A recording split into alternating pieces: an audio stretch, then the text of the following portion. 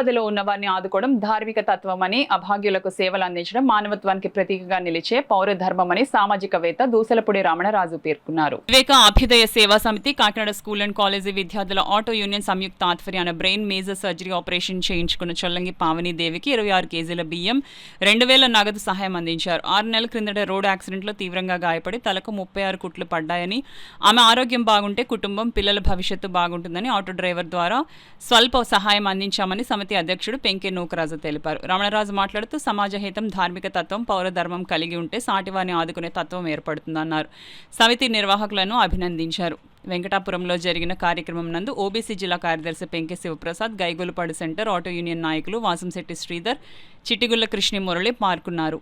మరి వివేక అభ్యుదయ సేవా సమితి వారు అదేవిధంగా ఆటో యూనియన్ నాయకులు అంతా కూడా కలిసి వారికి బియ్యాన్ని 2000 రూపాయల నగదు సహాయాన్ని వారి చేతికి అందజేశారు.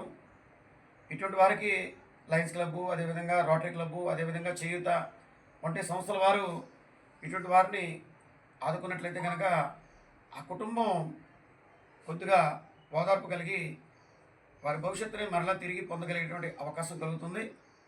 అదేవిధంగా ఈ సిటీలో కానీ రూరల్కి కానీ ఈ రేషన్ కార్డు, ఆధార్ కార్డు ఏ పరిధికి వస్తుందో దాని ప్రకారంగా ఈ యొక్క గృహకల్పలో ప్లాట్ కానీ లేదా ప్రభుత్వం స్థలాన్ని కానీ కేటాయించేటువంటి కార్యక్రమం చేస్తే ప్రభుత్వం నుంచి చేదుడు వాదడుగా ఆమెకి సహకారం అందించేటువంటి అవకాశం ఉంటుంది. కాబట్టి ఆ విధంగా చేయడానికి వివేక అభ్యుదయ సేవా సమితి జిల్లా కలెక్టర్ గారి దృష్టికి గ్రీవెన్స్లో తీసుకెళ్ళేటువంటి ప్రయత్నం కూడా చేయడం జరుగుతుందని